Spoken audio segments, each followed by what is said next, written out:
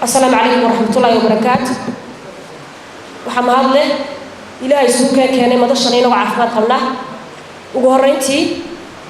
مناسبة حفلتنا أنا قلت لك الله يحوين حفلة دابا المرينتا مسؤولين تيجوا حقبة كمدة حكومة شمهورية الصومال لان مدة شت السنوات هاي اللي مسؤول عقل وحنادي أدوم هذا قلنا مسؤولين تا حلال كهاي شقوين كلها سوق كلهاي يمد وقت هراء حفلتنا أيدي من وقت عضي ونكرر على كلنا آدي أدوم هذا قلنا آدي أدوم ونكرر على كلنا تبدأ حفلة كيمد ونسوي لعبنا مناسبتنا مناسبة إنسان هرب الشيء وحفلة دوم طلق علي مسؤولين تيجوا حقبة كمدة حكومة شمهورية الصومال لان مدة شت صناعي ومسؤولين العيب والله جاي هذا يتحقق ورويك مدارنا حاجة ورفعت إذا عادي والوضع كجودجاري ما ذاك تبليس جاري ومسؤولين وحبة كقبتي وذاك جمهورية الصومال لان حكومة مدة شت صناعي جرتي ومسؤولين لو ما هذا قيوم وحقبة كاسي مدة عن قبتين قف كان ومدي سووا ما هذا قيني إلهي وما هذا قوم شعب جمهورية الصومال له حكوا واجبه مركز صوم ومرلقاهم إلى المهدية مركز صايع كان بلا يمكن سنين بنعا صحدا ودير الجريان أي وحكي الصحان تنو حي كبتها ودير الجريتا لو دير الجريان يا الله ما هذا قيوم مسؤولين جمهورية الصومال لان واحد عن قبتي يمدد الشرط سنوات دلالي كسر بحيوان جبال كوني ودد الشرط سنوات وحي قبل كريان يوحكى بلا بقبتي ونقوم هذا قينا شعب ولاية جمهورية الصومال لان تبغى وياها يوحي قبتي وأنا مركز سووا هذا قيام ودولا لنعرف عن فكرتي وحبنا قبضتي ودوين كجمهورية الصومال وحبنا كقبضتي مدارنا يبغى وحبنا كقبضتي بيها وحبنا كقبضتي حكومة الصومال وحيابها أي كقبضتي وحيابنا العيب بدنا جاي وحبنا هذا الكل كريم مسؤولين تاسين ومسؤولين دول يصدقوا قفك كمان وحكوا شرا وزيرو وحكوا شرا عسكريا وحكوا شرا برسامو وحكوا شرا مايرو ومسؤولين تربنا ومسؤولين وحقبة بلارن وجيء ومسؤولين لو ما هذا قيوم وحقبة كاسلوا يقولي إنه يوصل بحال سيد الله تعالى وحنسوي لعبنا مناسبتنا وحنكفرنا إلى القرآن الكريم كوحنوفر وحنوحي دونا عبد العزيز عبد الله الرجيم وإن كادوا ليستفزونك من الأرض ليخرجوك منها وإذا لا يلبثون خلافك إلا قليلا سنة من قد أرسلنا قبلك من رسلنا ولا تجد لسنتنا تحويلا أقم الصلاة لدلوك الشمس إلى غسق الليل وقرآن الفجر إن قرآن الفجر كان مشهودا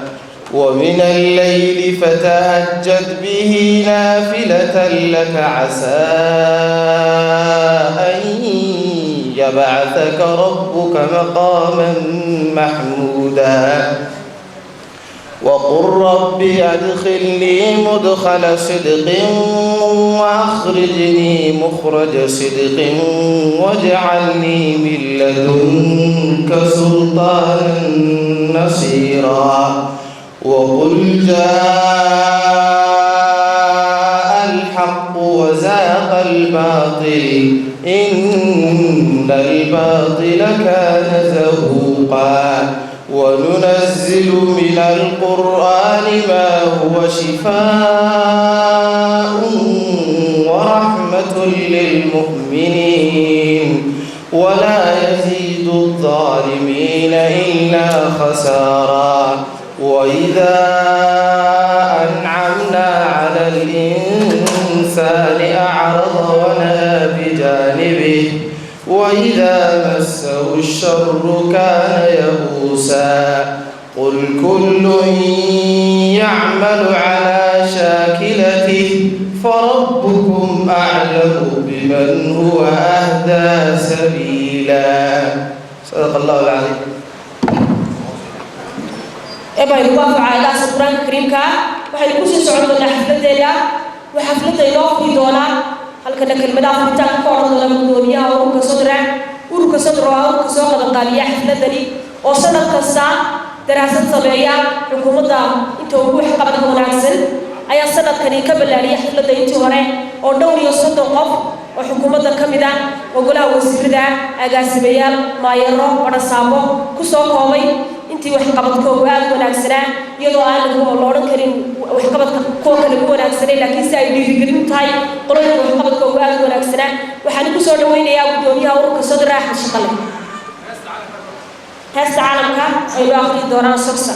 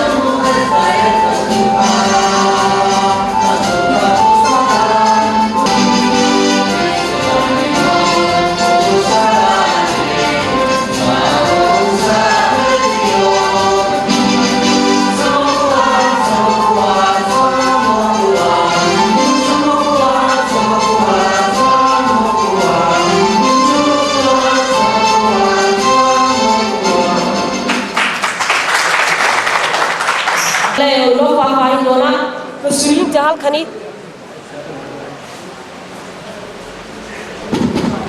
مسؤولي أنا جمهورية سومالان برنامج أورث الشيخ محمد تردي ومنا قلنا وسيرة ومنا قلياشة كردونا قرنكا ما يرى لك على السعودة مقالونك يلا ما المتشرف السلام عليكم ورحمة الله وبركاته. وإحنا كنا قاعدين بدينا مركب كوبان وقت جديد من وقت عاي بلنكها ورنتي أخوهم معي إن مدة ساعة للإعلان وقت هو رنتي جديد من وقت عاي. waxaan kaloo ka raadinayaa dadkii bannaay la casuumay iyo laftirkooda ilaa 300 gaari asahaatee runtii ilaa hadda aan haynin laakiin badankooda joogaan waxaan jecelahay runtii maanta hadalkayga oo soo koobina dareenkayga maanta ana waxa ku cabiri doonaa maaso aan uriyay oo la yiraahdo godol laakiin taan maasada u gelin waxaan jecelahay runtii inaan xuso mawduuca munaasabada ku saabsan tahay munaasabadu waxay ku saabsan tahay abaalmarinta sanadka ee danta guud ee daryeelka bulshada oo roob barateen in sanad walba ururka oo kaashanaya qaybaha bulshada inuu daraasad ku sameeyo runtii sanadka maadaama nahay dhalinyaradii xukuumadda madaxweynaha Soomaaliland Axmed Maxamed Siilaanyo dowladii ka dhalatay 2010 dhalinyartii ka faa'iideysatay maadaama nahay waxaan garanay anaguna inaan xukuumadda iyo bulshada runtii u abaalgudno يوم هي لقفتي أنا صوب أن ينود دراسة كسمينه سواء كلنا عن ندانو شنطة سنة وهي لقفتي بالبلوك شيء نلاقة كنتي حديث بقى النبي صلى الله عليه وسلم يقول يقف وين من هذا قوم هنقل إلى أي يوم هنقل وشيء ذلك هذا مناسبة الماضي واحد هاي إن الله هنقل حكومة هو جامعنا من الحوين أحمد محمد سيلايو يوم من الحوين عبد الرحمن عبد الله إسماعيل السيدعي مدحنا قراء وسيلة iyo mas'uuliyiinta kalena ka tirsan yihiin runtii dhalinyarada Soomaaliland fursad u siisay in bulshada iyo dadkooda ay wax u qabtaan tan ururkuna ay ka markhaati tahay waxaan jeclahay runtii hal qodob inaan xuso iyadoo maansada u geli doono runtii waxa la qabtay waa la arkaa bulshada kala duwan Soomaaliland indhihi caafimaad qaba wixii la qabtay waa la arkaa 5 sano 5 sano ka hor waxaan garanayaa anoo ardayda jaamacadda Hargeysa ka mid ah oo aan gudoomiyey goobta commissionka ee ku taalay Star House in loo xidhay xisbiga kulmiye iyo maaragtay guri mas'uuliyiinta xisbiga kulmiye ayaa commission gelisay in loo xidhay runtii maalinta wixii ka dambeeyay maalinta waxaan ku fikirnay inaan tahriibno oo waddan ka tahriibno iyo tacadiga runtii xukuumadda hore noogu samaysay laakiin se wixii intaa ka dambeeyay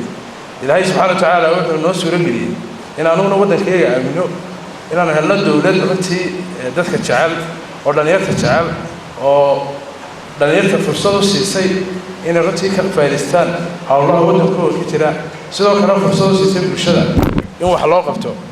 waxaad ka marqaatiin haddaad ummadda Soomaaliland tihiin 5 sano ka hor waxaa lagu tartami jiray oo runtii aad ogeydeen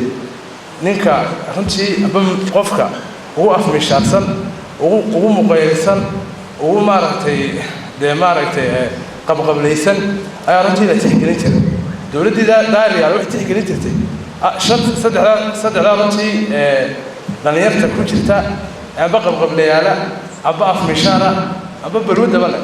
laakiin maanta ilaahay subxaanahu wa tacaala 5 sano iyo dhowr bilood kadib waxaa la tixgelinayaa dhalinyarta aqoonta leh dhalinyarta kartida leh dhalinyarta waddankooda wax u qabanaysa dhalinyarta jaamacadaha waddankooda wax ku qabtay dhalinyarta runtii waddanka wax ku baratay waxaad ogtihiin in badan la yidhaha qurbajoog baa waddankii runtii qabsaday runtii anagoo taa ka duulina anna laftirkooda dagaal baan galnay ka dhana qurbajooga kiina meel fiican buu noo maraya inkastoo ciyaartay intii hore ay naga badiyeen 3-0 haddana waxaan jecel lahay in mararka dambe aan ka badin doono xubnaha iga dambeeya sheegi doona sida loo soo xulay iyo halkii loo maray laakiin anu dareenkayga maanta waxaan ku cabirayaa maansadan waxaa la yidhaha godol waana nu curiyey kolley ma ihii gabayaa mana ii sugaanyaha laakiin se dareen ay ku jiray 5 sano ka hor runtii aan ururkaa u aasaasay aniyo xubnihii kale unbaan maantana jecelahay inaan maansadan ku soo bandhigo waxaana runtii ka fikirayaa muddo 5 sano kadib inaan runtii anoo raacaya tusaalooyin badan mar badan waxaan arkay anigoo idhaahda anugu waxaan ku daydaa siyaasadda madaxweynaha Soomaaliland Axmed Maxamed Maxamuud Siilaani waxaan iskaga midnahay baa idhi madaxweynaha 3 magac oo magacaygu waa Axmed Maxamed Maxamed madaxweynahana waa Axmed Maxamed Maxamuud naanaystana waa shaqaliyi siinaayo marka anigoo magaca oo keliya taan runtii iskaga mid ahayn haddana waxaan jeclaysay inuu waddadu maro anuguna aan maro runtii anoo han siyaasadeed leh maalintaan la kulmay ee dhalinyarada kala duwan ee hal-abuurka madaxweynaha la kulansiiyey waxaan u sheegay in runtii aan jecelahay inaan noqdo madaxweynaha amba Axmed Siinaaye mustaqbalka Soomaaliland marka runtii tanna waxay caddaynaysaa in mar kasta aan hayo waddadii madaxweynuhu runtii hayay madaxweynuhu haddaad uhi tartanka xisbiga kulmiye waa dhex oo musharaxiin baa iman doonta anna waxaan leeyahay maanta laga bilaabo tartanka ururka Sodra waa dhex nin kastoo muwaadin oo dhalinyaro ah oo leh qabyaaladda ka hortaga oo astaantiisu tahay sool ilaa awdal nin kastoo dhalinyaro oo aan balwad lahayn nin kasta oo dhalinyaro oo runtii aan maaragtay tahriibin nin kastoo dhalinyaro oo ururkan iyo xilkan aanu hayno aan mushaar ku doonin laakiin ku doonayna ummadda wax u qabtaan oo raacaya qorshaha aan u dhignay ee ah inaan hay'adaha wax qabanno 5 sano runtii aanu jirnay 2 qodob oo waaweyn ku guuleysanay 500 arday oo reer Soomaaliland oo gobolka ka soo jeeda aan maanta gacanta ku haynaa oo jaamacadaha iyo wasaaradda waxbarashada iyo qurbajooga Soomaaliland ka kaashadeen oo aan ka bixinay 40% fiiga marka runtii talaabada iyo talaabooyinka kale aan wadnaaba waxay ka mid yihiin inaan dadka tusno in hay'adaha wax qaban karo marka wiil kasta iyo gabar kasta oo diyaar ah inay jagada qabato maanta wixii laga bilaabo soo dhaweynaa insha Allah anoo ku dheeray tixdan ayaan bilaabay tixdu waa garsheego jiiftada la guri tahay garashada xaqiiqdiyo runta way wada galaano goob wada fadhiisana ana caawa gabayga jiiftada garsheega waxaan uga gol leeyahay inaan qiraba luulaha aadamuhu geli karo inaan intuu nolosha ku guda jiro shakhsiga galay abaal jira shakhsiga garab galaanahay shakhsiga guusha qaran kaba u godla nin raaco u geeraara baanahay go'aamada dalkani kaba shakhsiga u hili galaanahay u dagaal galaanahay gobonimada qarankana shakhsiga garanayaanahay sida loogu go'ayo nafta loogu gooyo loogu dagaal galo shakhsiga garanayaanahay ninka geyga kabi kara ninka guusha dhalin kara ninka goolka dhalin kara ninka geyga dejin kara cadaalad nin garan kara ninka sinaanta goyn kara ninka ogaan karaanahay ninka gooba noloshee baahiyaha gudaha yaal galo wuxuu ka qaban karo shakhsiga dhiirigeliyo garab gala runtaan ahay dhowrka guntadoo waday dhowr kalena gartoodii u bandhigay dalka gebi una taxay wuxuu galo ninka talada gooyee guud ahaan dalkaba dhisa go'aamada dalkaba wada horta garo cidduu yahay horta fahan halkuu galo horta garo wuxuu taray horta tiri wuxuu geeyo wuxuu galo wuxuu gudo wuxuu gooyo wuxuu gaaxdo siilaayo wuxuu galay siilaayo wuxuu guday intuu guulo uu taray garowdanka intuu hayo geediya dalkani waday wuxuu gartay wuxuu guul dhalaa oo shacabka garan kara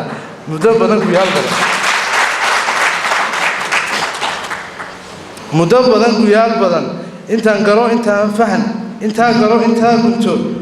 wuxuu guday wuxuu taray wuxuu galay waa kaa ciidamada guniya baar darajada garbaha sulan ee kala guddoonka dhashay guusha u hubkaa ninka gartay miyaad garan nabada ninka uga dhigay gaashaandhiga nin dhigay saas ciidamada ka gunadii u kordhiyey miyaad garan aqoontana mid guul baday gini iyo hanti la'aan dugsiyada in lagu galo ka dhigay miyaad garan caafimaadku inuu gudbo kana gudbo halkii hore goobo badan inuu helo xukuumadda go'aanka dadku ugu garnaqayaan ninka haga miyaad garan shaqadii garsoorkii halkay ahayd ka soo gudub una gudub hal dhantuun tababaro garsoornimo loo fidi garsoorkii halwaneennadii guud laga qaad xilkii guud loo tiri hawlwareennadii guud laga qaad xilkii guud loo tiri rag garan karaa aqoonta garsoornimo ninka gartay sidaa ladan cidduu yahay miyaad garan wax soo saarkii gobollada beerihii iyo gallaydii gasiinkii iyo midhaha guud dhiirigeliyo loogu baaq gar heer sare wax soo saarkana garta oo tacabgeliyo loogu baaq siduu uu soo go'o gasiinkii la cuni lahaa lafdhabarta geyigiyo xoolaha uu ahaa guul iyadoo gar laga dhigay dhaqaalihii legee heer uu gaadh meel sare golayaashii qarankana la hordhigii miisaaniyad go'an middaasina guntoo xidho shaqaalaha shaqada gala ee qaranka kalada gedigood la hormari oo xilal gobonnimo iyo looba helin gedigood la qaabee intii dhiman gar la dhigay jidka dilabal galab arag guud ahaan dalkaba qaar laamiyo la wada geli tii wajaalaga hore kalabidh la soo geli cerigaabo lagu guudo iyo ilaa dibad wararkeedu kala gaadh gidi qarankii la horumari warfaafintii godoonkiiyo idaacaddii la gaadhsiiyey meel geeska kaba dheer tiifihii kaba guur godkii hore halkuu ahaa una guur god heer sare lacagtii giimbaarkiiyo gobollo dhex tuulnay galab dheer laga raad bariishkii qabyada madaxa la wadageli raadkiisa la gurayo raadintiisa loo guur wasaaradii gaboobee foolxumada ku guntaal geebi ahaan quruxda loo fidi tixda inaan gunaanado ugu hambayn maanso iyo hadalba uu ku dhameeyey ujeeddada munaasabadda ujeeddada ururka wuxuu halka ka sheegay astaamaha iska matalan madaxweynaha jamhuuriyadda somalilan axmed maxamed siraaye waxaan odhan lahaa waxaad ku darsataa axmed maxamed siraaye madaxweynaha jamhuuriyadda somalilan wuxuu duurka u galay inuu dalka jamhuuriyadda somalilan maanta aynu nabadaasi ku harsan وإنه حفلة داس سوين بعد قروح بدن أو مناسبة للقدوسية شهدوي مسؤولين ده حقته أدوكنا ما أنت واحد دجال وجهته سيدي عداية وحبرتها أقول بقولين لهي وتعلم كثير ودجال كي وصاري دجال waxaan ku sii soconaynaa munaasabada waxaan u yeerayaa agaasimaha ururka Cabdiraxmaan والصلاة والسلام على حبيبنا محمد صلى الله عليه وسلم أما بعد السلام عليكم ورحمة الله وبركاته إن الله محله كل ومالين فرحات إن ومالين أينو أتاجنا هاي إنه كمر خاتك عنه شنطة صنو وحا إنها عافمات قبنا يعني حكومة قبض إن حرمر كمرك الله يجي يعني مجوش اللي جاره مرك الله يجي وحلا جيجا إن وضنكم حو يسوي أنتم مالك شري ويسوي قبضي ما هو حي إذا كانت وحياة بدنا إنه مال كريني بأشيرة أول فري وحبرش براش لقد جاي مال كريني إنه مال كريني ودو يبالغ بسي بدن كوج الشعب جاي لجوريه يري حكومتك عشان يسوي مشاهر بقى عيد الأخر دي عيدا كيبا الله شرفي ولا درجة ميل كله كمية من عندنا جماعة وين حكومة دافلسي انت ايو إنك هلا أو بدن أي بعشرة الدولة وحقبت كيك مركي إنه كهذا لأنه يد برشة انت ميل كريسي أي واحد كبرا انت لكيني ميلك هلا إذا عد القرآن كأنه قرنا إننا إذا عدي كله واحد أو قبل دولة جرتا إذا عدي كله تي في إلى عالم كجاري إذا عدي كله قبل ده بدن كيجا جاري تصالح عافمات كيو ميله بدن جاري وأذيك عافمات كدختر كوي إني وارك بلاش يجينيك وجولها بدن الحكومة دخل جول شمر كي تماضى أي جولها كرني مدن وجول بقول لشان أوران ما إن إنتنا حكومة قبضتي واحد نكسر إن حكومة إنت هي كبلا هدي دكسيري وسد حبيلا أشلاك دقي حكومة واحد لقسي دكسيري سنة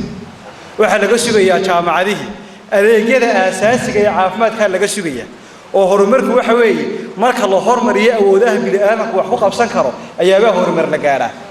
بيوم بدن إن عاصمة الجارسيو تمر كمان إن عاصمة السوق اليوميريسا أنت أصلا واحد لقى فريا حكومة وأنا خبار إن جاريان أي مكان واحد عن تلقوها يا بيه تمرتي إن عدعيات لقى دليو إن طبيعش لقى دليو إن تيبا عن تلقوها يا إن كل أنت أصلا واحد يقدر دارا أنت هكذا برشة الله كمان خاتك عيسى وحين كمان خاتك عينا إن سوما حدودي ما أنت مالكسته أي سويه waxaynu ka marxaati kacaynaa in lacagtii Soomaaliland laga isticmaalayo meel kasta waxyaabo fara badan oo kala jira marka xukuumadda waxaan leenahay inta uu ku joogsanina inta wayna ku abaal marinay cid kasta ay qirtay inta kaliya inuu baahanay wax weey inaynu xal ka sii dhaaqashno waxbarashada tayeyno shaqaalaha dawladda waa la kordhiyay 2,000 qof ilaa 5,000 baa lagu kordhiyay in la tayeeyaa loo baahan yahay ciidanka laftirkooda darajo waa la siiyay waa la sharfay mushaar waa loo kordhiyay tayadiina waynu u baahannahay intaana waa hubaalo xukuumadda waa qabanaysaa انت هذا كبحيا والسلام عليكم ورحمه الله وبركاته ادي المنسيه هي اسماء الصدر يمكن واحد يرى عبد الفتاح مرنور وويل اليرا امرها oo inoo sharxi doona muhiimada ay leedahay in la dhiirigeliyo qofka wax qabtay waayo halka waxa lagu dhiirigeliyaa maanta mas'uuliyiin kala gedisan oo lagu abaal marinayo waxay qabteen Abdi Fataax waa soo weeriyay بسم الله الحمد لله الذي أنشأ خلقه وبرأ وقسم أحوال عباده القنا والفقر وأنزل الماء والشقاء سار أحمده سبحانه فهو الذي يجرى على الضائعين أجرى وأسفل على العاصين سفرا الحمد لله الذي تصبح بحال الجاريات والأنهار الجاريات والجبال الراسيات ولنا الجبروت السعاد ولك الحمد يا ربي أخواني وأخواتي سملاي واستقائي آبائي وأمهاتي سلام الله عليكم ورحمة الله تعالى وبركاته مدن يلي مرويين مرتدى مسؤولين مركاها ماموسكا يلي قام السلام مدن وحمد السلام يا سلام عليكم ورحمة الله تعالى وبركاته فرحة يدري يقول يا تاينا الهرتوضا كسوم موضوع ضد أي تضنيم ذو جركوضا كسوم بحدي تدو بلاك كركوضا وكم موضوع ضد علم وقلوبته ويا لكتي دين تيقان وضدني من الطفل dad wanaaga warka wanaagu isku dhiirigeliya xumaantana warka xumaan isaga dhiirigeliya intaa farxadii dareen gooniya ayay tahay inaan hortoodan ka soo muuqdo intaa kadib haddii aad aragto ummad tashanaysa oo aayaheeda iyo wanaaggeeda isku dhiirigelinaysa waxaad isweydiinaysaa ummaddani maxay xeeliyeen kadib markay kuu soo baxdana waxaad arkaysaa ood isweydiinaysaa haddaba ummaddani maxay xustaan waxaa kuu soo baxaysa halkaasi ururka sodra intuu maanta inuu soo hor istaago inuu qof kastaba uu ku yidhaahdo si gooniya ula hadlo oo uu ku yidhaahdo tabco dhaqaaq damiirku waa doore marka laga sheekaynayo awoodaha bini aadamka ee ilaahay qof kastaba uu ku manaystay dadku afurun bay u qaybsamaan oo qof awooddiisaan garanaynin aanan isticmaali karayna qofkan marka looga sheekeeyo waxyaabo badan oo isaguna aqoon u lahayn waxaan ma garanaya awooddiisiina ma isticmaali karayo talabaad waa qof awooddiisa garanaya laakiin awooddiisa aanan isticmaali karayn wuxuu garanayaa aayadaheed weyn tucuddu nicmatallahi laa tuxsuuha laakiin awooddiisa ayaa una garanaya siduu isticmaali lahaa تصدحات وقف ودي سكرنا لكن ودي استعمالي كريا سيدي دولة دولة هراء دولة دولة هذا هالكي كتاعي تذا ودو ذكرنا يا أودو ذيك بدنا استعمالي كريا تاسين واحد واحد دينيسان أنت المان تيجي بسور استعجلنا نسكون هذا هذه قوة داش هذه أنا هالكا وقلنا تبعو لغا تمير قواتوري أنت هكذا وقت جو كابنا بقول وعن هذا الكي بسوق بكبينة يعني وراه فرنسيسا يا واحد ترابا بدو مركا يفريد ما صوصا تدباليهنا عجيبة لكن بدو مركا يكعسلتها يلين كيدو نوصله waxay soo saartaa dabaalyahanna cajiiba dabaalyahanadaas oo horta maanta agteeda fadhiyo oo aan ku faanayo oo adeera saleebaan rabaaha mas'uulisa ku ka yahay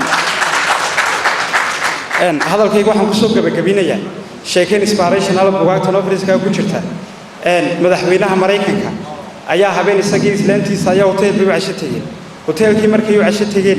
ayaa waxa ka soo baxay ninkii hotelka iska lahaa ayaa ka soo baxay marka ayaa gabadha isku kala saayeen gabadha ay si wanaagsan isku salaameen madaxweynuhu markuu fariistay ayaa iyaduna ay soo ag fariisatay markaas uu madaxweynihii gabadhii weydiiyay ninkan ayuu inoo ahaa markaas ayay ku tii ninkan saaxiib baan u hanjinay oo isku kala sibaan u hanjinay markaas madaxweynuhu intuu la kaftamay ku yiri ninkan hadduu bariigu guursan lahaa waxaan noqon lahayd maamulka hotelkaas iyadna intay qosasho ay ku tiri haddii uu ninkaas guursan lahaa wuxuu noqon lahaa madaxweynaha Mareykanka wassalaamu calaykum waraxmatullaahi wabarakaatuh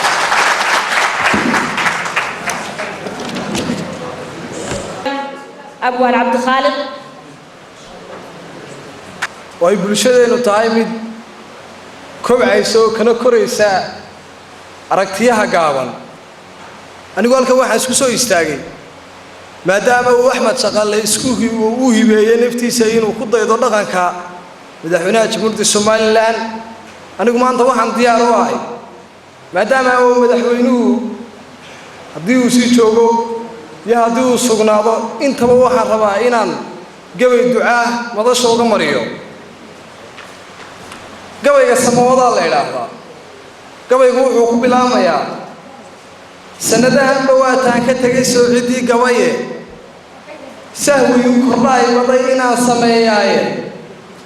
العيلة وسمت صدر بريك صاري صعب ضيل لقمريو وحاسبنا نيني سعدا الله رضاكم ورئيسي حيباي سمد ياديكم ودباسي قبور لهي سما ولا سعدا الكاقي بري ولا ساحلي ساحل يبور وإلا سنة الكويت شوقي سنت عارقابي سنة أقواك سوغييني سيلع يسنة القدن إلا سمد أبوها الله برعسو لهذه إلا سدهيور ويني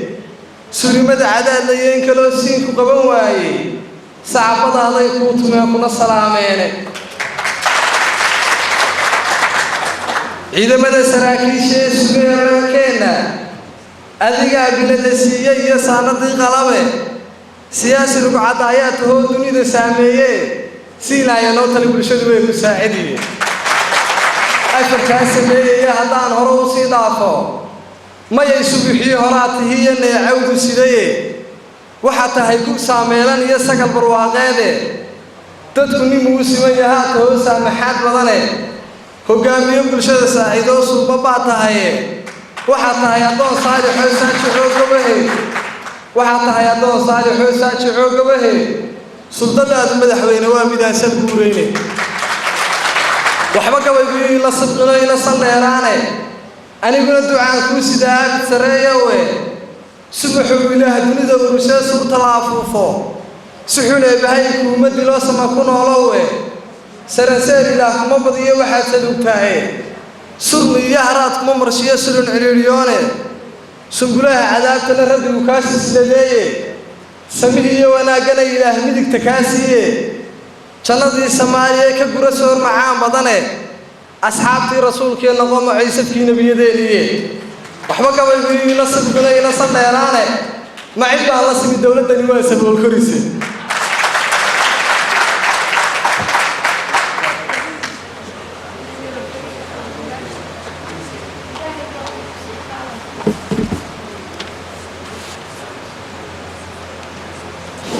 aad iyo aad u mahadsan yahay wiilkaasi daada yar ee gabayga qiimaha leh ee uu ku soo koobay ducada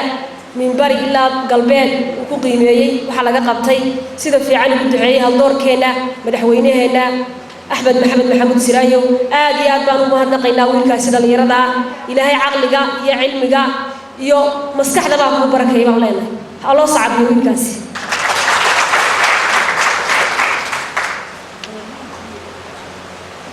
waad doona afka dhalinyarada jamhuuriyadda Soomaaliland ku soo dhaw warwada qaranka marwa Waris Maxamuud Jirdan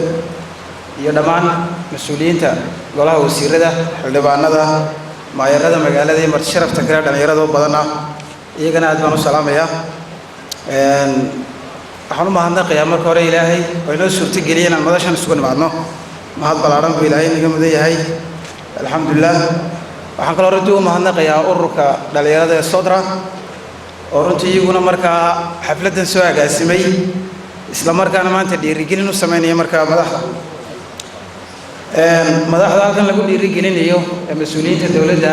waxaan ugu hambaleynayaa in laga soo dhaxushay markaa madaxda kale dhigooda ay wada shaqeeyaan marka xilligu dhiiba ama mas'uuliyad uu saaro waxa weeyaan marna waa sharaf weey lagu sharfay marna waa imtixaan lagu imtixaamay marka imtixaankaas sida iskuulka ardayda imtixaanka looga qaaday qaarna guuleystaan qaarna ay guul daraystaan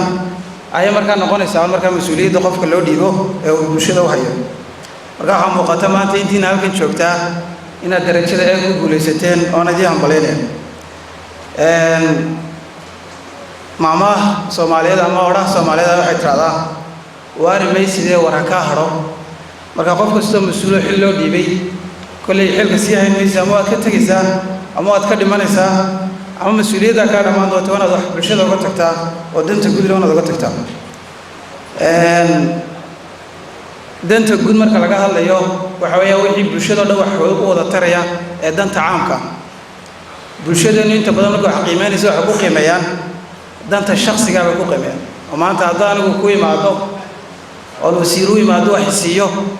halkan baan ammaan loo istaagay wasiirka أنا أمانة يا أحكي يا ولا ولا كسواني في عن أدم بروي ما دو عيد دينا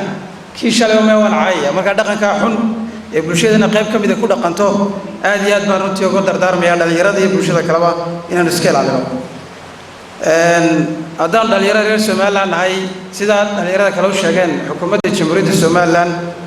أنا قم هاد بالعرب بنو هنا وحياله فرا بدنا أنا كنت حكينا اليراد وقبضتنا أمانتي إذا مركب ونجم ذي سيجارات أنا سوق عطوا حكمي ذا مركا حكومة دنيا تيجي محوس صورة جلسة اليراد وين هلان فرصة السياسة كي قيم جيل كران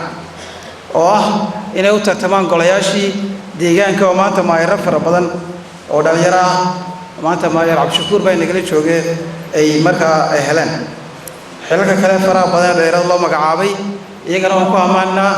حلك نجاي ردمانه وسير ما دكان بيتهاينا مروه ده يوسير ده كلام فر شوقه عن فرنا إن من هنا كارثيان إنه وسير لنا يرانا مقعابي إن شاء الله ugu dambeyntii anagu haddaan dhalinyarada nahay mas'uuliyiinta dhalinyarada si gaar ah oo shaqeeya ee danta guud ee dhalinyarada kala shaqeeya meel gaar ah inoogu qoran yihiin aad iyo aadna waan u ammaanaa abaalkoodana waan u celin doonaa markay gaadho insha Allah doorashada wassalaamu calaykum waraxmatullaahi wabarakaatuh doorka ay haatan xukuumadda kaga jira waa door aad u ballaaran wasiirro badan agaasimayaal badan oo hortayda soo fadhiya kolle waxaan ku tarinaa dhalinyarada documentary filmkii waqtigaas saamix waayay marka abaan farxaan oo gobol kooban oo jimcada naxasuusina ku soo dhaway kadibna wasiirada saadaasha saawirta waxaad ka wareysay ana ku soo dhawaato fanaan waxaan ku sii socon doonaa munaasabadeena mar labaad iyo mar saddexaadba waxaan halkan uga mahadnaqaynaa mas'uuliyiinta waqtigoodii iyo shaqadoodii soo horay ee halka ka soo qayb galay ee waliba halka gabiyo doona waxa si mudan inuu xasuusin doono gabayaaga da'da yari abwaankii weynaa Allah u naxariisto abwaan timcade. والصلاة والسلام على أشرف الأنبياء والمرسلين صلى الله عليه وعلى آله وأصحابه ومن تبعهم بإحسان إلى يوم الدين وسلم تسليما كثيرا. أما بعد شعب قد يرد هلكن سوف ددا مدحda qaranka marwada madaxweynaha madaxda qaranka halkan soo fadhiday wasiirada iyo maxaan ku dhamaa gudoomiyaasha iyo maayarada dhamaan halkan ku dhan gudoomiyaha ururka Sudra dhamaantiin waxaan idinku salaamayaa salaanta salaamka assalaamu calaykum waraxmatullaahi wabarakaatuh. iska raalaha dhamaanta haddaan shacabka idinka horeysiinay waxaan halkan jecelahay oo maan soo kicin inaan gabadh dheer ka akhriyo laakiin soo kolley haddii la xujiyay in yaro kooban baan ka oran doonaa in badan baan wax niri waxa geeraar waxaan xasuustaa ma soo qaato laakiin maanta waan soo qaadanayaa oo Allah u naxariisto Cabdullaahi Subdaan Timcade uu lahaa oo uu lahaa dhaaxan canaan iyo tilmaan cayn kastoo maray dhaaxan canaan iyo tilmaan cayn kastoo maray cidna kuma ducayso ibliis caalima helay hal dharaar cadan lagu lisaygu yahay codkaygii cilan keligay maalmo baxa cawl sidoon ahay dhaxan canaan iyo tilmaan cayn kastoo maray buu cidna kuma ducayso ibliis caalima helay hal dharaar cadan lagu lisay buu yahay codkaygii cilan keligay maalmo baxa cawl sidoon ahay أنا أرتمي هالجسم السجود نادو في المويان حاجة وجعلنا نسكتكي أو شعب كاسان بورد إسكال عدا وجعلنا حنجعل هايون إن بدن بان وحيلي لكن سه ونكو علينا يا مانتنا هل يرو قرار وكون بان هرتحال بان إذن أردنا يا أنت وسير هلكن فردية شعب أنت دنير هلكن صوف فردية ما أنت واحد بدك عود صدا بدك عود صدا ما أنت واحد أنت مقنن الجالسان أيام تعالها إن شاء الله لا صحافة ده وحمد بدك عود صدا سيد إلهي تعالها أين وحوضنا إن شاء الله إلهي سيد تعالها أين وحوضنا فاستقم كما أمرت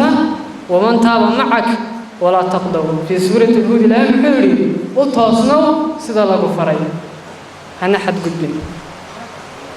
إن يروا قوم بان هل كان ترند إن شاء الله تعالى هذه لها لحظة مركلة مدل كلا أيام مدل كلا أيام وحن جعلها يعني كورن دونا ويا هل كان إيمان هو فرحة يورور هل كان قيمة له وقيمة لنا هل كان صوبان دقيقة يروا قوم بان هل كان ترند إن شاء الله تعالى هذه لها لحظة hey yala hey hobala hey ho yala hey hobala hey ho yala hey ho dalku waa mawrano hoy keliniyo waa ganraniyo waa go sharafeedo ahanti wayu dureedo ummad loo hagaage waynaan hagardaamiyo hataa qawa ka dhowrnay hataa qawa ka dhowrnay ahalina wayga canaano ahashani jeclemeegi intii oonka adduunka haykal weyn kula haydo hadalkeed soconaayo intaan qaadnay habeeneen een habaaskiyo iidiyo intaan hawta ku oodnay intiyo waan la heshiinin u hanayni dugaagan maanta haybinaynaaye hal haddaynu ahaano gacmaha iswada haysta oo aynu hawsha dhexdeena kalgacaylku hagayno wax waloo hadafkeeniba waynoo hirayaani sidii Kenya habaysano heesaheenii la saarayo heentini sacad meel dhaca ama golilba xuurtayo inkiyo hiifaya dooga duhurgeed hadhacweyniyo harsanaya diraaco hawa raaxa qaatay ana mansada haadashayo habsanaan daliishayo waanka hayle turxaane miina way harsanaynay boqorkii halabuurkiyo timacadoo hadalkiisiyo hawraadu tirinaayo ilaahay badu siiyeyba horeba waaya u sheegay intaan reer hebeeloobiyo reehalaati dameeriyo inahayda sacleegiyo qulunkoos milanayno inagoo hana qaadiyo hagaagtisu ka dheerme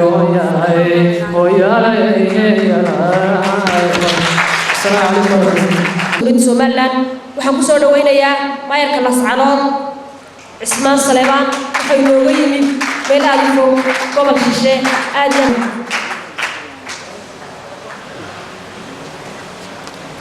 بسم الله مرضى قرنكا أمين وريس يو سيرهذا دمان ما يرهذا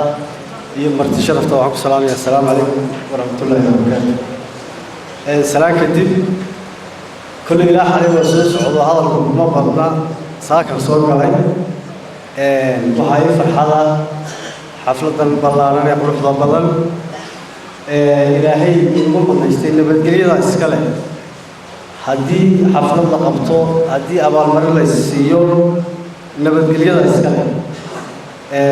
سيدنا نقولنا هاي المانطة جمهور سوماليلاند ودل نبدقريا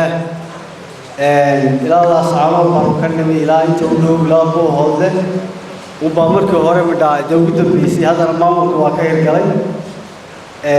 سوماليلاند مانطة بيشبو عن بمرسا ما هذا أنا وحسكر إلهي مرضات محلي مدحونا جمهور سوماليلاند أيا نبدقريا إلى قرسي waxaan ka xusaynaa haddaan nahay gobolka Soomaaliya kale inuu laga qayb galo siyaasadda madaxweynaha sahlay oo maanta xildhibaan ka noqday waxaan leeyahay waa markii horeysay kawsal laga sameeyay Lascanood haddaan madaxweynuhu sahlina kawsal ku daba jireen horumarka abaalmarinta la siinayaa maanta ma jirin waxay noognahay Lascanood xilliga lagu jiro xilli ay ka wacan tahay ma jirto waa meelaha maamulku wuxuu qabtay hadda waxaa ka hirgalay ilaa 7 kiiloomitir oo laami ka hirgalay ilaa 4 kiiloomitir waa ka hirgali doonaa insha Allah madaxweynaha ballan qaaday waxaa la oran karaa kii shiinaha nasiib ku soo dhex maray laami kale ma lahayn nasiibka uu keenay China soo dhex mariyay laami وقالت الدولة السيلانية مدحوينها آديات المطاقة السرعة آديات مقبلين مدحوينها هي الحكومة الديسان وحاولنا مدحوينه لما قريك روح وقبطين وحاولنا قبطين ما هلكا أول مريت إذا قبطان رينا حتى المدحوينه فوضين وحما قبلنا ما نقبل كره يمام السؤال مركا هذا قبطين ما آديات الناساتين وبالله برصاب قبل كقبلي مصطفى عبد العزيز الشيني. ولد سوماليلاند رواه من ولد محمد جته وزير برصابك مايرada xildhibaanada sharafta leh goobta jooga dhalinyarada aqoonyahanka gudoomiyaha Sadra iyo groupkiisa macallimiinta aan arkayo fanaaniinta iyo saxaafadda waxaan ku salaamayaa assalaamu calaykum waraxmatullaahi wabarakaatuh runtii aad ma filaynin yeerayo laakiin kulayba haddii la sharfay waxaan doonayaa inaan sheegno waxaan ku kasbanay in looga yeedho goobta kulay su'aal badan baa ka imanaysa barsaaqo inta badan iyagu roolka ay leeyihiin waa wakiilkii madaxweynaha ee gobolada waxaana hayaan keliya maaragtay isu hayaan hay'adaha dowladda ee gobolka shaqeeya guud ahaan waxaan waxqabadkii inta badan laga bilaabaa maayarada oo iyaga ku shaqeeya cashuurtii ummadda laga qaadayay ay tahay inay fuliyaan horumarka waxaa keliya aniga nala rabo inaan hadno annagoo ku shaqaynayna tusaalaha madaxweynaha jamhuuriyadda somaliland mudane axmed maxamed maxamuud siilaani annagoo kaafurnayn runtii anigu markii aan gobol gabilay tegey oo ka mid ah gobollada cusub waxaan isku daynay marka ugu horeysa inaanu midayno dhallinyarada gobolka joogta iyo inaanu samayno qorshe sannadeed 5 sannadood ah oo 5 sannadood gobolka laga shaqeynayo taasi oo aan uga mahadcelinayay barwada maxamed madaxweynaha jamhuuriyadda somaliland inay gabagabadii 3 maalmood noo socday oo qorshaha horumarinta gobolka gabilay 5 sannadood horumarkiisa 5 years maaragtay development strategy plan ah inoo soo gabagabaysay kaasi oo iminka aan qoraalkiisii iyo faafintiisii bilaabayno kadib markaan kala tashanno wasaaradda qorsheynta jamhuuriyadda somaliland annagoo ka aqoon iminka wasiirkii nala bilaabay inuu maanta goob kale oo ka maaragtay qaranka wax uga tari doono isaga loo bedelay laakiin annagu aan jeclaan waaya aragnimadiisa inaanu ka faa'iidno uu shanta inala eeg haddana insha allah naga tegi maayo gabagabada qorshaha waanu kala tashan doonaa isagoo wasaaradda ka tegay waan soo dhaweynayaa runta wasiirka cusub ee la magacaabay wasaaradda oo ah nin aqoon-yahan oo dhalinyaro saaxiib bini aadamku waad ogtihiin wuxuu ka shaqeeyaa maskaxdu markay go'aansato ayuu dibnuhu furmaan inay hadasho ama ay xagu u dhaqaaqaan runtii qaranka jamhuuriyadda somaliland oo ka shaqeynayaa qof kasta oo qabtayna guusha iska leh waa madaxweynaha jamhuuriyadda somaliland marka uu isagu magacaabayo ama uu qorshaha iyo horumarka uu isaga ay ka go'an tahay ayuu qaranku shaqeyn karaa madaxweyne aanan ka go'nayn horumar ama aan lahayn qorshe iyo vision aan lahayn horumar ma iman karo barasaab wax ma qaban karo maayad wax ma qaban karo haddii aanu helayn maskaxdii amraysay ee hagaysay cagaha iyo dibnaha hagaysay haddii aanay meesha joogin waxaan ku shaqaynaa waa kalsooni iyo delegation of power inna loo daayo shaqada iyadoo naloo madax banaaneeyaan ku shaqaynaa inna la tusaaleeyo oo nala tilmaamaan ku shaqaynaa waxa aanu qabanayno dhan waa wax talo iyo kalsooni aanu ka haysanno madaxweynaha jamhuuriyadda somaliland aniga soo gaabinaya runtii gobolkan maanta jooga haddaan israado qabadkiisa ka sheekay aad bay u dhaareynaysaa aad bay u badnaanaysaa 2-3 qodob baan ka sheegaya oo keliya 2 wasaaradood ayaan xusi doonaa wasaaradda caafimaadka iyo wasaaradda biyaha iyadoo ay wasaaradooda wax badan qabteen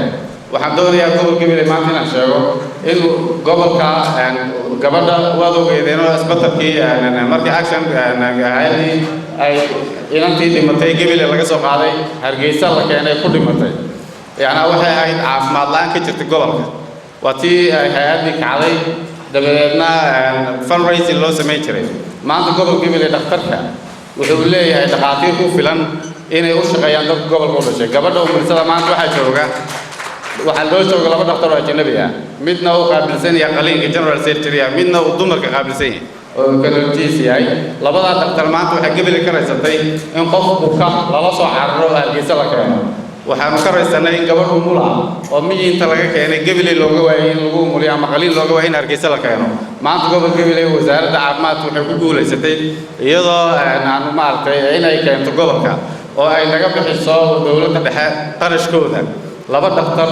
oo ajnabi ah oo ku takhasusa caafimaadka qaliinka iyo umulisooyinka waxaan doonayaa wasaaradda biyaha oo kaliya inaan haddana sheego wasaaradda biyaha iyadoo ay nala shaqaynayso wasaaraddaasi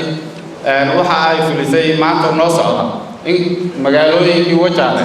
iminka ay biyogelintii gabagaba tahay arabsiyo la tijaabiyey oo maanta gurihii biyaha la gelinayo wajaale baamin allay baday waad ogeydeen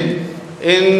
maalmo dhaweed ay ku jirtay in qasabadii aasanaan jiray xilligii siyaad bare lala baxo in maanta magaaladii iyadana ay dadka 2 gacmood ku meedhan doonaan haddii aad way badan tahay caqabadka waddooyinka ka mid ah laakiin waxaan rajaynayaa guusha keliya nu gaarno waxa weeye inaanu abuuro maamul iyo golo deegaan oo isla haysta waxaan madaxweynaha uga mahadcelinayaa tallaabada geesinimo leh u qaaday ee aan hore u dhicin wasalaamu calaykum waraxmatullahi wabarakaatu madaxweynaha xuseen dayr waa qoraa artikalo badan ama qoraallo badan oo taariikhii qoray imikana ah afhayeenka cusub ee madaxweyne الرحمن الرحيم الحمد لله رب العالمين والصلاة والسلام على رسول الله marwada koowaad ee qaranka aamina sheekh maxamed jirde xubnaha golaha wasiirada golayaasha qaranka marti sharafka agaasimayaasha waxaan ku salaamayaa salaanta islaamka waxaan ka tegay barasaabada iyo maayarada waan soo dhaweynayaa run ahaantii waqtiga oo gaaban awgeed uma kicin hadal badan inaan ilaahdo marka ugu horeysa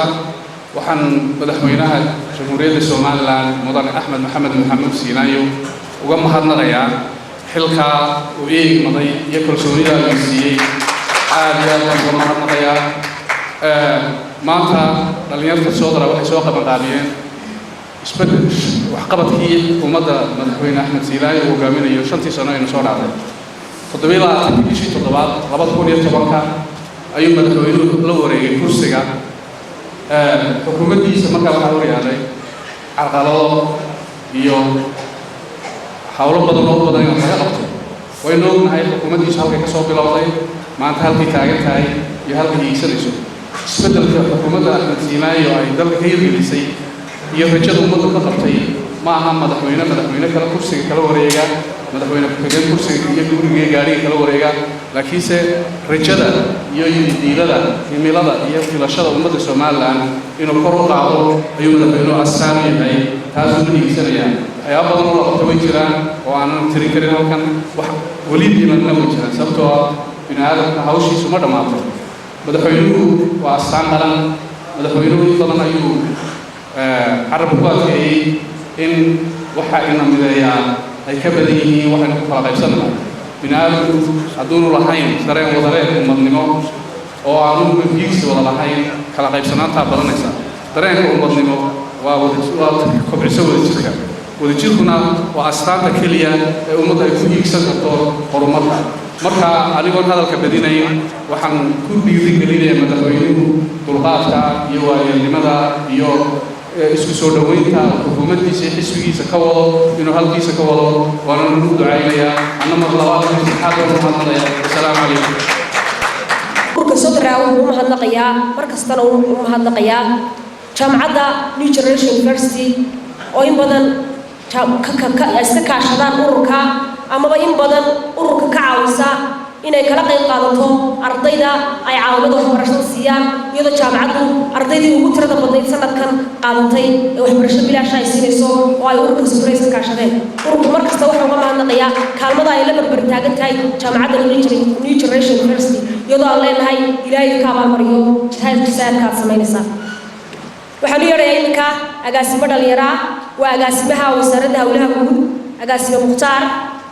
وأقسمها بدأ غير لما فينا يا أقسمياشة رسول الله صلى الله عليه وسلم مروة مدحونا جمهورية الصومال مروة آمنة ولس آمنة محمد شيخ محمد جبتي كلها وسيرة أقسمياشة بود حل بعنا حل ما برا صابرة ما يرى قدومياش جامعة أرضيدا صحافة وحده السلام السلام عليكم ورحمة الله وبركاته مركو وضحى محضر إلهي عافما قب يو نوال قب إنه سوي سوي كيكني مركو حكته وحى محضر مدحونا جمهورية الصومال ورنتي واحد دال يو واحد هرمر يوضك لغا شيكين يدمانتون waxay ku yimaadeen isaga madaxweynaha jamhuuriyadda Soomaaliland iyo dadku uu xil saartay ama uu dirtay inay qabtaan shaqadan runtii waxaan ku faraxsanahay una hambalyeynaya hambalyadan la siiyay waxay ku timid ilaahay ka sokow dadaalka madaxweynaha jamhuuriyadda Soomaaliland waddankan uu hayo dad shacabigana waxaan u sheegayaa haddii madaxweynuhu waxaanu ka raali ahayn ma qabano runtii wax kasta oo aan qabanayno waxaanu kala tashanaa madaxweynaha oo runtii xagga u sareysa waddanka ah wixii wanaaga runtii waa nala leeyahay waliba isaga u badsanaya intaa kadib waxaan runtii u mahad celinayaa ururka Sodra oo ah dhalinyar runtii dadaalaysa waxaan leeyahay Soomaalidu waxay tiraa haddii lagu sheego waa la is sheegaa haddii lagu sheego waa la is sheegaa haddii lagu sheegana waa la is sheegaa marka kulli anaga waana la sheegay laakiin waxa hadhay waxa weeyaan inaad u mahad celino madaxweynaha jamhuuriyadda Soomaaliland marka xigta saaxiibkay dhalinyartii dhammaan hadashay waan u mahadnaqayaa Axmed Abubakar saaxiibkay waxa la yahay kulli waa madaxweynuhu dhalinyarta isaga magacaabay oo agaasimayaal guud iyo dhammaan ka dhigay golaha wasiirada Axmedow malaha waxa jiray qofkii guud yaraan lahaa ee la isku qabsaday inuu shacayb ahaa hadaadiisu wali ma gaarin ay baarlamaanku ku eedeynayeen markaa taa laftirkeeda madaxweynuhu waa inuu siiyey golaha wasiiradana waxaan dhammaantiin wakhtigu waa madal uma baahna hadal badan dadku waa badan yihiin waa goor dambe salaadii baa dhow waxaan idigu salaamayaa assalaamu calaykum waraxmatullahi wabarakaatu mahadnaqaynaa sidaa ay barbarka taagan tahay waxaan kusii soconnaa munaasabadeena inkuu waxaan u yeerayaa wasiirka wasaaradda diinta iyo awqaafta sheekh khaliil cabdillaahi axmed تلا على عبده الكتاب ولم يجعل له عوجا قيما لينذر بأسا شديدا من لدنه ويبشر المؤمنين الذين يعملون الصالحات أن لهم أجرا حسنا صدق الله العظيم وقهرين وحن هل كان هم بلية بقادين وقصوا تشيدين يا حب الشرفات وقيمة بضانا إن لا تشوكتا مرو آمن وريس مرو ذا كوباد مدحوينها إيو xubnaha haweenka ee la socda dhammaan xubnaha golaha wasiirada ee golayaasha baarlamaanka iyo guurtida barisaabada iyo maayarada dhalinyarada kala duwan ee munaasabadan isugu timi qiimaha ay qaayaha leh waxaan leeyahay assalaamu calaykum waraxmatullaahi wabarakaatu munaasabadan oo runtii ka turjumaysa dhaqan wanaagga ummadda reer somalilan ee ah inay isaga mahadnaqdo isaga mahad celiso wanaagga ay qabtaan runtii waa dhaqan aad u qiimo badan oo aynu ururkan sodon ku naqaanay dhalinyarada isu timi ee runtii ku samaysay cilmi baadhista ama daba gashay waxqabadkii xukuumaddan uu ilaahay subxaana wa tacaala uu u fududeeyey madaxweyne axmed maxamed xamuud silaayo in ay muxuu ahaayey ay talada dalka gacanta ku dhigto xilli aynu wada garanayno wada ogeyn inay ahayd xilli aad iyo aad u xasaasiya oo runtii baahi badan iyo loo baahnaa sidii loo geed socodka dowladda somalilan loo sii wadi lahaa sida runtu tahay aad bay u dadaalinimadu waxaan leeyahay runtii ciddii ay maanta ku maamuusayaan xafladdan qiimaha leh ee ay ku siinayaan abaalmarinta amba ay ku xusayaan waxqabadkii ay kala qayb qaateen ama gacanyaraasha ugu ahaayeen madaxweynaha qarankan mudan axmed maxamed sulaayo oo aa ogtihiin ilaa iyo dhallinyarnimadiisii ilaa iyo odaytinimadiisii ilaa iyo maanta uu maaragtay yacni maaragtay uu yahay nin runtii mukhadrama oo dhinacyo fara badan iyo wakhtiyo fara badan oo kala duwan dalkan iyo ummaddan halgan ugu soo jiray sidii ay u gaari lahaayeen marxadda maanta ay marayaan nasiib wanaag maanta wuxuu u asaasay siyaas adag oo runtii mudan ku dayaasho cid kastoo ilaahay u qadaro ka dambaysana aan filayo inay ku daali doonto oo ay ku haraadi doonto waxqabadkiisa iyadoo higsanaysa waxaan leenahay siday ugu ducaynayaan waxaan u ducaynaynaa madaxweynaha qaranka somalilan ugu ducaynaynaa inuu ilaahay subxana wa taala isla garab taago khayrka iyo wanaagga ummaddan u hayo ilaahayna subxaana wa tacaala uu waafajiyo wanaagga ilaahay subxaana wa tacaala si gabaygii ducada ahaa runtii aad u qiimaha badnaa ee halkan laga tirayna ilaahay waxaan ka baryay subxana wa taala inuu aqbalo waxaan leeyahay xubnaha maanta la siinayo abaalmarinta iyo xuska sharafta ah ee loo la guddoonsiinayo waxaan leeyahay shaqadu way inta allah way fara badan tahay yani yaanay tanu noqonin arrin runtii halka aad maxaan ku dhahdaay aad ku seexataan laakiin hawli way taa allah way hadhay waana fara badan tahay waxaan ilaahay ka baryaynaa inuu ilaahay subxaana wa tacaala xilka nagu soo asturo ummadeenna iyo dadkeena u shaqeynayna ka dhigo dad caynkaas kale ugu mahad celiya dadka waxay qabtaan waayo waa sunnihii nebi maxamed sal slam in laysu abaalgudo ilaahayna waxaan ka baryayaa dhallinyarada soo tagtay ururkaa in maxaan ku dhahdaa iyagana ilaahay waafajiyo xaqa gabyaageenu dambeeyeyna waxaan leenahay magaalada kusoo noqo waxba naga maqnaanin waxaan ka cabsanahay waa saaxiibaynu ahayne inaad magaalada kusoo noqoto oo aad runtii hawsha iyo geed socodka maxaan ku dhahay siyaasadda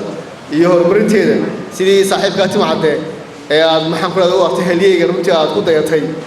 inaad maxaan ku dhahdaay aad isbabar taagto wanaagga iyo khayrka insha allah jira ummaddeenna waxaan ugu ducaynaynaa in ilaahay subxaana xaqeenna waafajiyo dariiqa toosan ilaahay na garansiiyo ilaahayna subxaana wa tacaala wanaaggaan haysano inoo xasiliyo ciddii maaragtay ilaahay subxaana wa tacaala u qadarana waxaa loo baahan yahay in midnimada iyo wadajirka ummaddan iyo geed socodka nabadda iyo wanaagga lagu majeerto inaynu gacanta isla qabsanno inteena inta laga maqan shacbigana waxa lagu baaqayaa nabadgelyada iyo wadajirka in la ilaaliyo laguna daba taagnaado maamulka iyo madaxweynaha maanta qaranka uu hayaa xilka oo ay tahay waajib ilaahay subxaana wataala naga dhigay inaynu adeecno oo ku adeecno khayrka iyo wanaagga uu hayo khayrka iyo wanaagga hay ku adeecno ciddii runtii ka soo horjeysata ama maxaan ku rahdaa ka weecatana xaqeedu si ay tahay waa rag aayadda qur-aanka ka weecday ama ka leexday way noqonayaan ilaahayna waxaan uga baryaynaa iyagana inuu ilaahay khayrkii wanaagga uu tuso oo ilaahay ku soo hanuuniyo wanaagga wajazaakum allahu khayra sallallahu alayhi wa sallam ala sayyidina muhammad alhamdulillahi rabbil alamin aad kulansayahay wasiirka diinta iyo awqaafta Sheekh Khaliil Cabdullaahi Axmed waxaan u yeerayaa iminka wasiirka arrimaha dibadda Jamhuuriyadda Somaliland Saad Cali Shire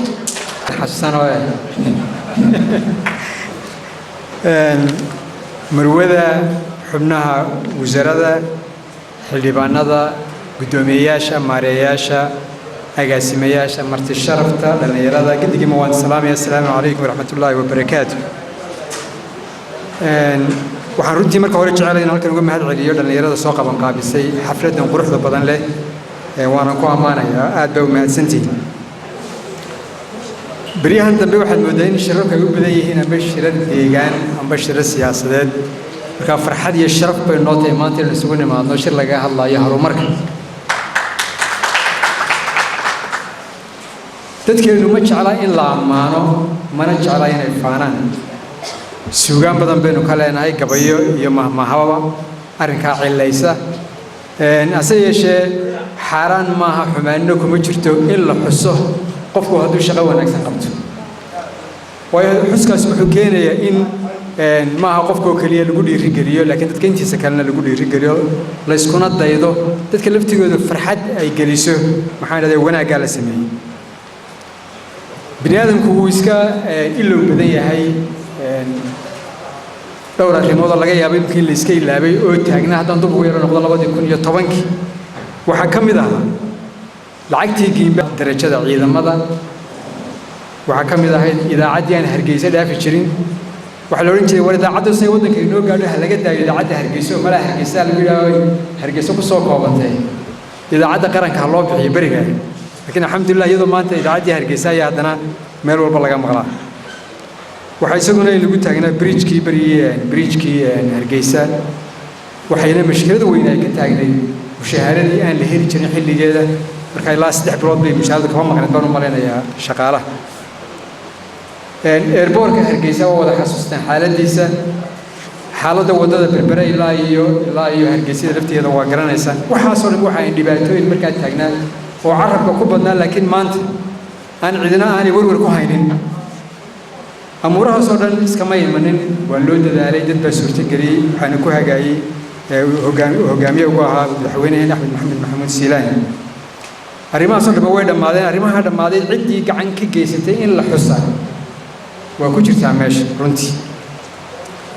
anuu waxba ka odhan maayo waxyaabihii faraha badnayd mataqaanaa wasaaraddu ay qabatay ma ku soo koobayaan 3 shay ma ku soo koobayaan mid waxa weeye inaanu samaynay aragti qaran aba vision ummaddu ay leedahay iyo qorshe 5 sanadood oo qaran oo runtii hagaha horumarkeena maanta iyo annagoo daadejinay qorshihii iyo horumarkiiba u daadejinay gobollada sida hadda talkan laga xusay waxaan ku soo gabagabeynayaa taladaas waxa weeye oo aan odhan lahaa waxaa loo baahan yahay 2 shir oo heer qaran sanad walba in la qabto mid waa kan oo u baahan in la salbalaariyo halkii imka ku kooban yahay hay'adaha dawliga oo kale ah kaliya inuu noqdo mid runtii ida laftigeeda lagu soo marti qaado qaybta gaarka loo leeyahay xubnahooda iyo qaybta arrimaha bulshada qaybta maxalada ururada bulshada intaba oo mid walba lagu xiso kaalintiisa iyo waxtarkiisa uu lahaa si uu noqdo maartay shir salbalaaran takale waxa weeye waa ficnaan lahayd malaayin sanad walba dawladdu gaar ahaan ay u qabato shir balaaran oo ay ku soo xisaab celinayso wixii ay ummadda u qabatay sanad walba runtii horumar badan baynu sameynaa laakiin waxaad moodaa hadda jeer dawladda wax lagu dhaliilaa inaanay sheeganin waxay qabatay waa ficnaan lahayd shir weyn in la qabto lagu soo bandhigo wixii la qabtay ugu dambeyn aad iyo aad baan idinka mahad celinayaa wassalaamu calaykum waraxmatullaahi wabarakaatu دكتور سليمان عيسى أحمد من الجزائر أنا لقوا مع الجزائر waxyaabaha waxqabadkiisa lagu aamusay waxaa ka mid ah warasaarka gobolka Gabiley ayaa isagoo halkan ka xaqiijiyay waxqabadkooda ku soo dhaweysay وما سنتي هذا ما سنتي بسم الله الرحمن الرحيم مروة كوان قرن كجمهورية الصومال الآن حبناها قلها وسيرة أقاسمياشة قدومياشة دقموين كي قبل هذا دلنيرة هذا حلبان هذا يدمان مرتشر افتعال كان السجود سمين والسلام عليكم ورحمة الله وبركاته inta kadib waxaan markii hore ilaahay baa mahadlay mahad labaad waxaan soo jeedinayaa ururka Sodra dhalinyaradiisa xafladan ka soo shaqeysay soo abaabushay daraasadda soo samaysay rabta inay ku abaal mariso mas'uuliyiinta u arkaan inay waxqabad dheeraada muujiyeen aad baan ugu mahad celinayaan dhalinyaradaas mas'uuliyiinta sida mas'uuliyiintii ugu horreysay sheegeen xukuumadda uu garwadeenka ka yahay madaxweynaha jamhuuriyadda Soomaaliland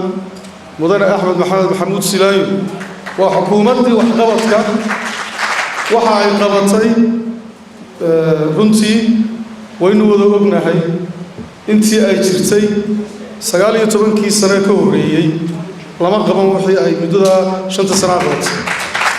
maraha waxaan xukuumad ahaan ku faanayno indhaha macallina waana aragtaan waana ogtihiin waxaad kaliyo ka dareemi kartaan sidii dhalinyarada halka ka sheegis horumarka dhalinyaradu gaadhay muddadii gaabnayd ee madaxweynuhu xilka hayay horumar aad u weyn bay gaadheen arday aad u tiro badan baa jaacada ka soo baxday organizationskii dhalinyaradu aad bay u koreen marka waxqabadku wuu muuqdaa waxaana mahadiisa iyo mahadcelintiisa iyo abaalmarintiisaba iskale madaxweynaha jamhuuriyadda Soomaaliland oo aanu anagu nahay xubnihii uu u igmaday shaqooyinka in la is abaal mariyo ma xuma oo Dr. Saad baan ku raacsanahay annagu inaanu is abaal marino lama ogola laakiin in bulshadu ay abaal mariso mas'uuliyiintooda ay u arkaan inay wax qabteen waa wax caadi ah weey runtii waa motivation lagu motivate garaynayo ama lagu dhiiri gelinayo qofka mas'uulka ah isla mar ahaantaana loo sheegayo in bulshadu ogtahay oo eegayso in bulshadu ogtahay qofka mas'uulka ah mas'uulkiina wuxuu ogaanayaa in bulshadu eegayso waxqabadkiisa taasina waxay keenaysaa inuu dardar geliyo hawlihii uu qaranka u hayay inta markan ka gudbo dhalinyarada waxaan anigu rabaa inaan ka waaniyo ama kula dardaarmo inay ka fogaadaan qabiilka iyo tahriibta waa laba qodob aad u xun shaqo la'aani waddankeena ma jirtee shaqaalaan jirin shaqo way taallaa laakiin shaqaalaan jirin dhaqan ahaan dadkeennu waxaad mooddaa inay habka dhaqankeenna marka la eego aanay shaqaba u baahnayn oo qofkii haddaanu shaqayn wuu noolaanayaa meelu seexdana waayi maayo wuxuu cunana waayi maayo tol buu leeyahay taasina waxay keentay in qofkii dee shaqadiiba aanu maaragtay uu arko dhibba nin la odhan jiray cabdidiin iyo xaanfooli ayaa england ka yimid afartameeyadii baalkan shaxaadkii maaha wax hadda bilaabmay wax dhaqankeena la socday dabeetana habeenkii buu gurigiisii oo miyiga abuu hoyday subaxii baa lagu soo kallahay intii tolkiisa ahayd ee agagaarka deganayd tuuladaa loo soo raacay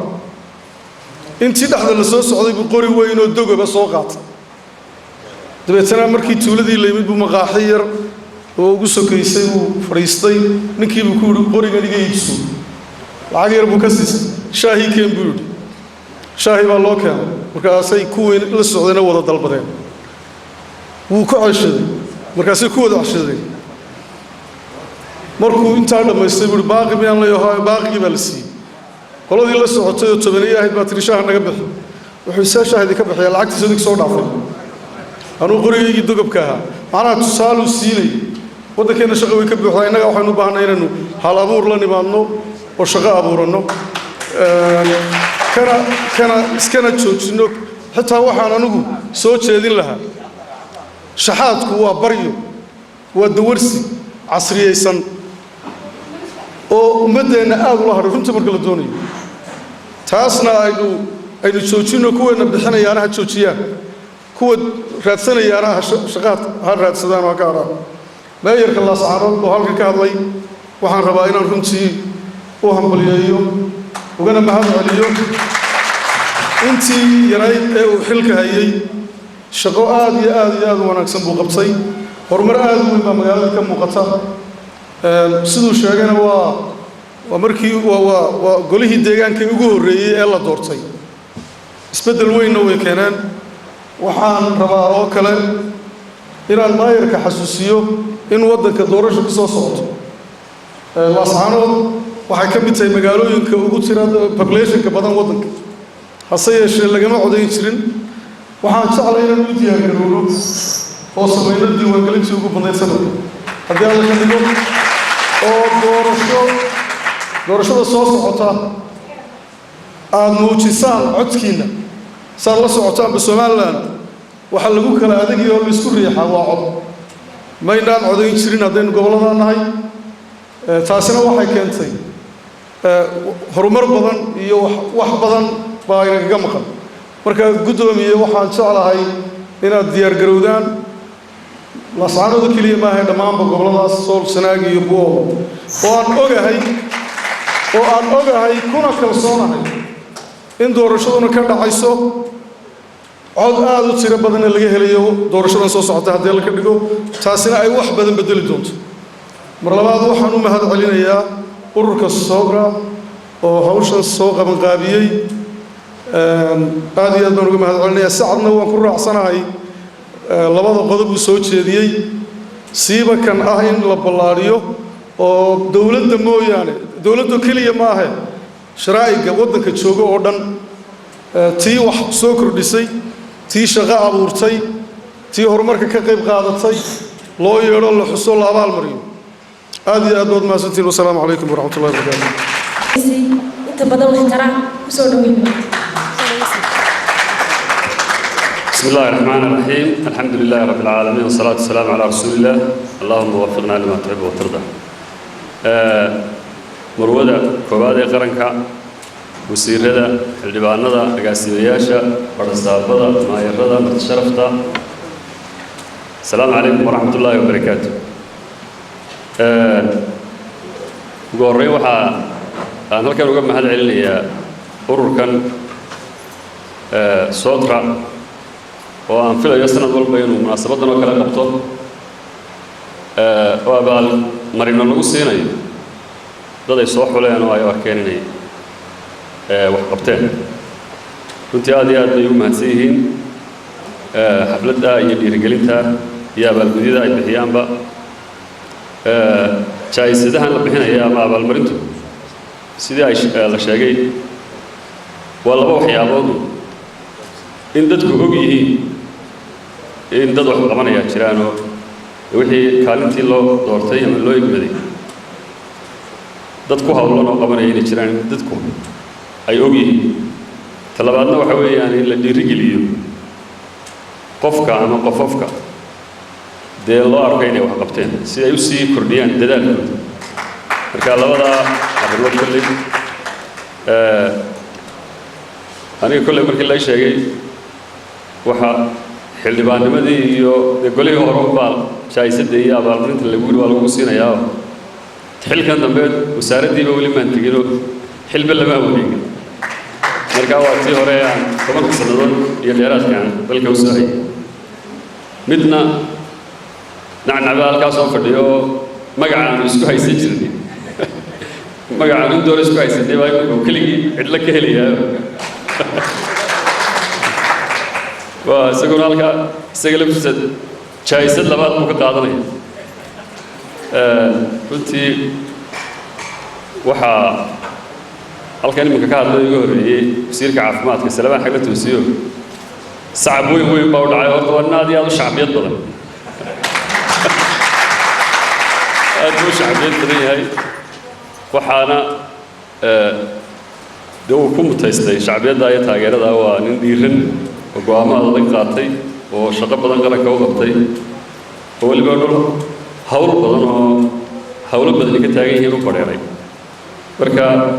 shacbiyadda iyo taageeradaana waanu ku hambalyeynayna waanu ku haniyeynayna runtii nin halkan ka hadlayo mar dhoweyto gabay dhowr nin baa ka hadlay nin gabay hore tirinayay waxaa tahay buu madaxweynaha markuu sifaynayey nin samir lahoo saamaxaad badan ayuu yidhi nin samir saamaxaad badan baa gabay ku jirta dhowr iyo 10 sannadood oo aan xisbiga ku jirnay iyo kasii horeysa madaxweynaha waan la shaqaynayo ilaahay hortii waxaan markhaati ka ahay inuu hadalkaas dhab yahay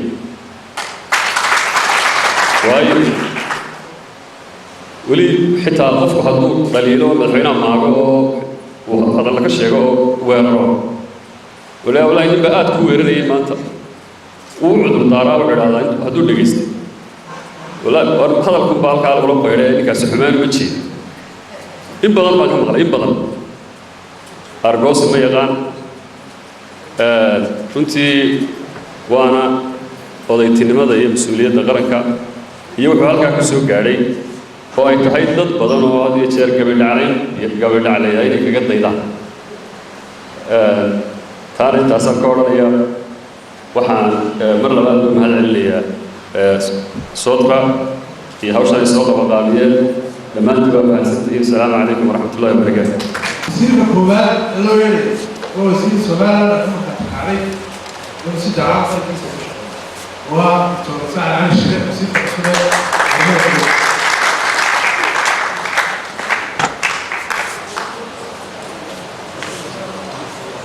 wasiirka shaqada u baahana uu qabtay waxa inuu qarankii qorsheeyo qaranka u baahan qorsheeyo inuu qorsheeyo aad baan u mahadnaqnaa waxaan ilaahay ku baray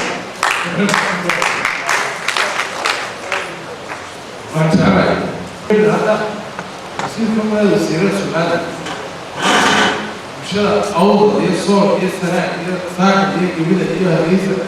ورسالة تقدر تحمقك عليه ما تبغى فيه أنا تيجي أنا تعال أنزل أنا مستقبل الموضوع أنا أقول لكم ليه وقت السؤال يساعد حبيبي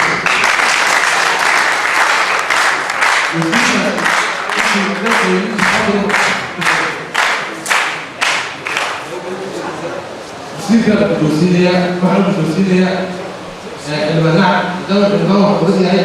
سيرة الحضارات الدوسية في مصر. الواقع الوالد نفسي وسيرة لكن الموضوع ده بديه يصير علاقات مع العلاقات في وقت الكلام. وعلى التاني ده أقول له أنا أعرف إن أنا بروح ولا لا. أنا ما أعرف ولا لا.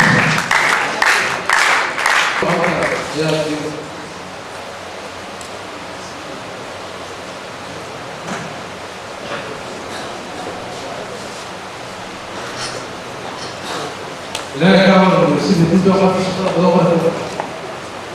كنت الوسيله هو الضعيف مع كل ده شوف التشيل نفسي وهذا ويلي الوسيله لا ما هو حاجه وسيله تجاه انت سيده ده وسيله انا سوشيال قبل اول وسيله انا سوشيال وسيله على واحد فقط تجاه فقط مرور وسيله تجاه ده شو اسمعك مرور الصغر بعض السيرة يأتي وسيلة المالية أنت وحبشنا نجد وعلى مرة الله مش أول بطاقة زيادة واحد تعالى يجب المرور فتولي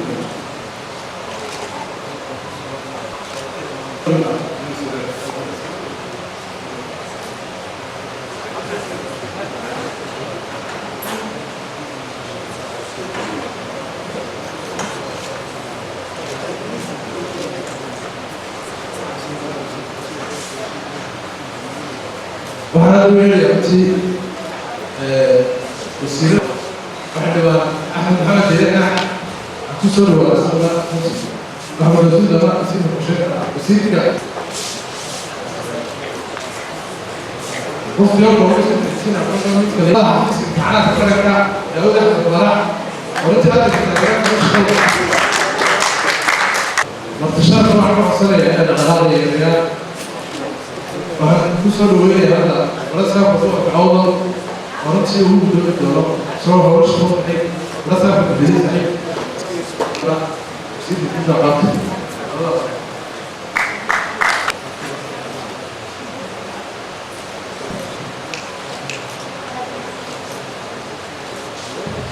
وقت كانت تدشينا الاعتماد الأولى وسالتها أولاد نتمشى عشان فصلنا احنا حلت كل واحد له تفصيل لما هو الدولار السوري وسالت دقيقة هذا ما هو سوري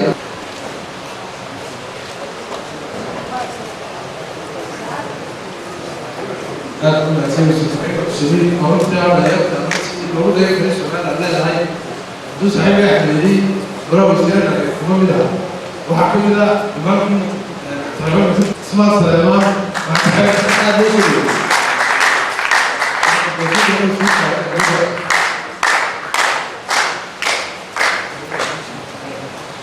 لما ما تشرب كده لما بقى عليها ده لما يجي نقول دي بقى مع صف رئيس واحترام صغير بتعمل اللي جاي اللي بقى عليه ما له احترام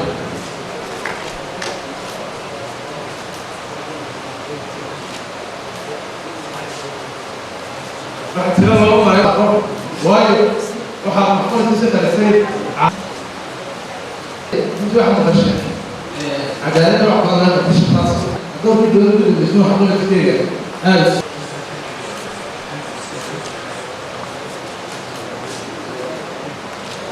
واللي يقول لك عارف كيف تعرفه اللي يقول لك تبقى رمشي غير من السيوف السيف الدين وقتها شيخ خليل عبد الله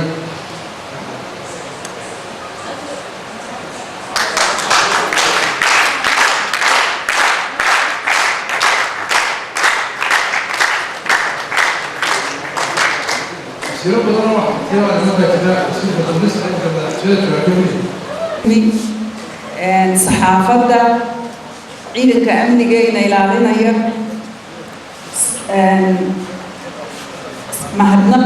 iyo salaam baan idiin soo gudbinaya waxaan aad iyo aad uga mahadnaqayaa hay-adda dhalinyarada ee sodra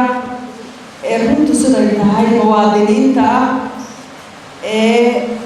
wacyigooda iyo caqligoodu ka korran yahay bulshada dad fara badan oo ka mid ah oo mudan in lagu daydo waxaan kaloo ogaadin u soo jeedinayaa dhalinyaradii halkan ka gabayday ee inaguga tusaalaysay wadaniyadu waxay tahay qiimaha ay leedahay iyo sida isku xidhnaanteeda iyo nabadgelyadeedna aynu ilaashanaa mas-uuliyadina saaran tahay hambalyo waxaan u soo jeedinayaa howlwadeenadii ama wasiir ha ahaadaan ama barasaaba ama mayeera ama shaqaale dowladeed ee halkan abaalmarinta la siiyey aad iyo aad baan idiin hambalyeynayaa waanaan ku raacsanahay dhalinyaradaas siday idiin soo xuleen dad fara badan oo bulshadeena ku jira oo mutaysan kara in shahaadad la siiyo loo baro waxqabadkooduna way badan yihiin heer walba way ku jiraan khaasatan dhalinyarada waxaa faraya haweenka reer somaliland oo bulshada lafdhabarteeda aanu qabay inay yihiin in lagu soo daro oo loo kordhiyo shahaadaadka la siinayo hadda iminka haweenka dowladda ku jira iyo marwadii baa la siiyey laakiin waxaan qabaa haween annaga naga sii mutaystay inay suuqa joogaan oo baalig mushtarka ku jiraan oo dal jirka dahsoon ee dalkani leeyahay ay yihiin insha allah bismillaahi kariim kuwaana doorka dambe waa lagu soo dari doonaa hadalka dheerin maayo salaadiina way joogtaa dhallinyaraduna aad iyo aad bay maanta u shaqaysay howlwadeenaduna xafiiskoodii badan bay ka soo maqnaayeen mahadnaq unbaa lagu jeedinayaa aad iyo aad baa ciddii soo abaabushay cidda ka soo qayb gashay dhalinyarada saxaafadda ee kabargaraynaysa kulligiin waan idin wahadnaqayaa. Wasalaamu calaykum waraxmatullaahi wabarakaatu.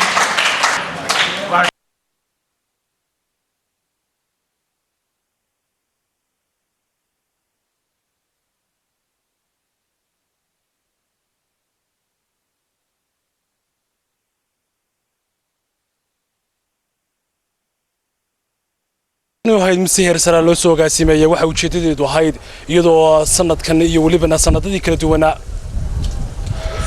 ujeedadeedu ahayd 5 sano ee xukuumadda Soomaaliland jirtay dadkii wax qabadka dhabta ah qabtay ee lagu gudoonsiinayay magaalada Hargeysa waa Khadar Maxamed Maxamuud.